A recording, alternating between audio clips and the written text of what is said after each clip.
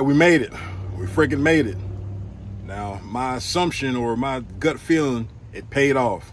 Okay, so like I said, parked up last night, and like shoot, no kidding, like 7:15, them guys came out. Hey, you ready? Shoot, yeah, boy, shoot. So that's, this is by far one of the most efficient and productive Home Depots that I've been to, because some are good and some are bad and some are just right there in the middle. But this one's clean. It had truck parking. They let you park overnight. But the guy was like, "Yeah, man, the receiving guy, he don't get here till 8 o'clock." I said, "Shoot, on the dispatch they put before 4 o'clock. So yeah, they had you on schedule for 3:30. That's crazy. But you get some stores that are like that. You'll actually have, like, if you look in your dispatch notes, it'll say like at 7 or at 11 or at whatever. Because some stores, like the one in Jacksonville, one of the stores in Jacksonville, it only unloads at night. They start usually promptly at 9 o'clock. Okay, so every store is different. It just depends on the receiving department and hours and personnel. But hey, I'm ready. I'm not ready for no BS today, man. Everything's going pretty daggone smooth. So hopefully get something decent to start the week off next week right, because 5 loads, less than $5,000, and that sucks, man. But like I said, the things that set me up for failure: 1, had a failing fleet manager. 2, I delivered Monday, a really cheap load. So there was kind of like a snowball effect, because I got dispatched on something that paid pretty decent. But like I said, I had to go forever to go pick it up. So it's kind of just counterproductive, But hey, you got to take the good with the bad. So like I said, 8 o'clock, empty, 45 miles from the house. Let's see how the rest of this works out. It's time for breakfast.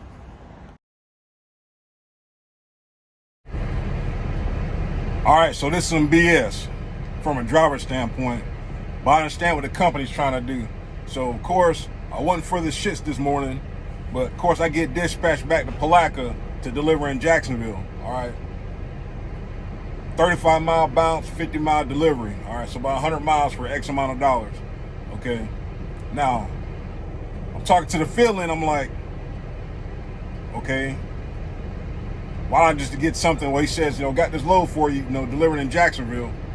Said, you may or may not get reloaded today, but you might get reloaded Monday. So, of course, my rebuttal is, if I'm not going to get reloaded till Monday, just dispatch me something for Monday now. That way I ain't got to worry about it, because if not, I'm going to be starting a week behind. So just kind of clicking and clacking on the keyboard, and then, so, that makes sense. Let me call you back. All right. So I already know what that means. I already know I was going to get stuck with it. So, for the drivers that work here at TMC, your fleet manager don't control a lot of stuff. They control some stuff, but they don't control everything. All right, some have more pull than others, but the money that you make and the loads that you get is pretty much dependent on the CSR, the customer service representative, or whoever runs that area that you're in. All right, like I said, if you look in the system, if they ever want to pull you up, all I gotta do is put your number in, and they know who you are. Especially in certain areas, you're gonna run into certain drivers, certain fleet managers, because the very first day when you get to TMC, you get your binder, you get your number, and you take a mug shot. I call it a mug shot.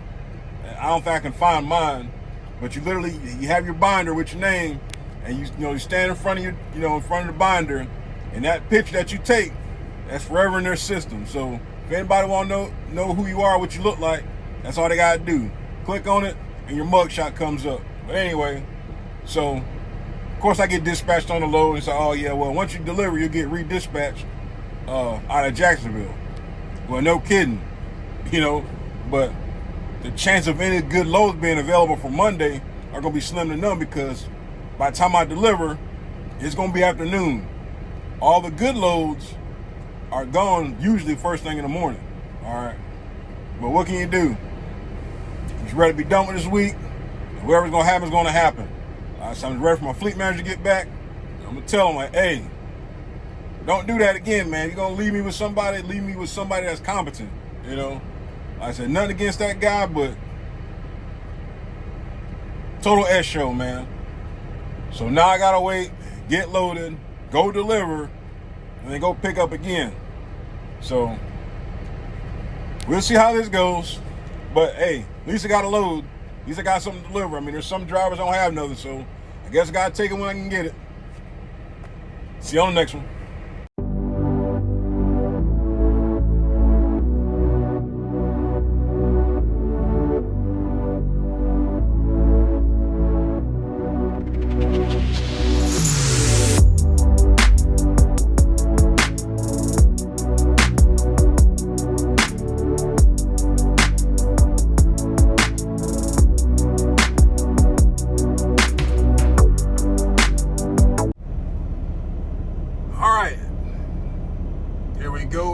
Here we go.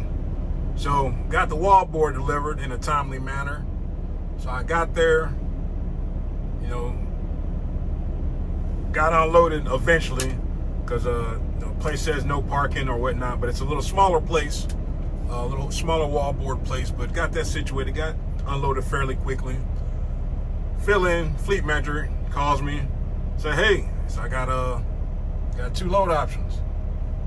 Got some shingles that deliver in Florida, or you got some kind of rebar that goes up to New Jersey. Yeah, man, let me get the rebar to New Jersey. I'm not trying to start the week off behind again, because this past Monday, I said it was like, kind of a blessing, to be home and, deliver, but that load sucked. So I'm on something a little bit better. Pays decent.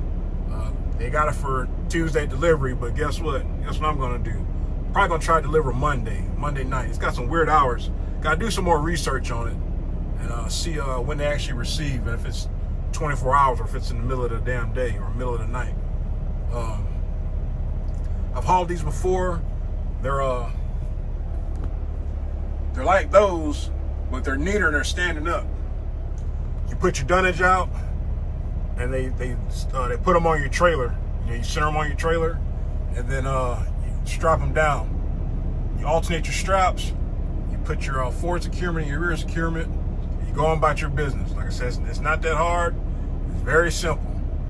But I think the hardest part, the longest part, is just doggone just getting loaded, because you got to get it centered on the trailer just right.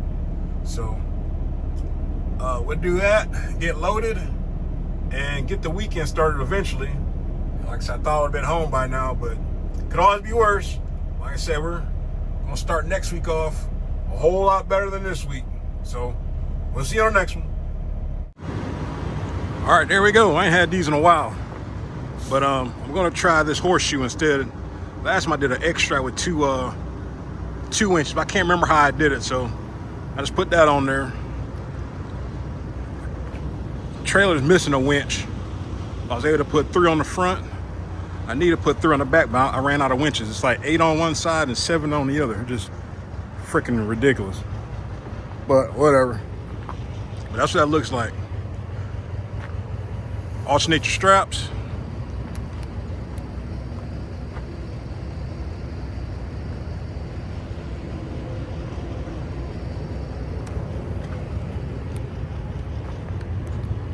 Alternate your straps.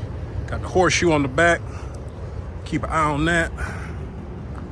My other truck buddy,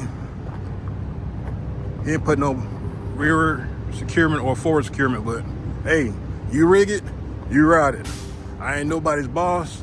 I don't pay your check on Thursday, Friday. So you do what you want, but when you do those shortcuts, I'm telling you, it's gonna cost you, man. It's gonna, one day, I don't wish that on nobody. That's why I just do it right the first time and I take my time. But you rushing, trying to get home on Friday, I'm telling you, man, it's not worth it. It's not freaking worth it. But anyway, let's get this weekend started. I deserve a beer.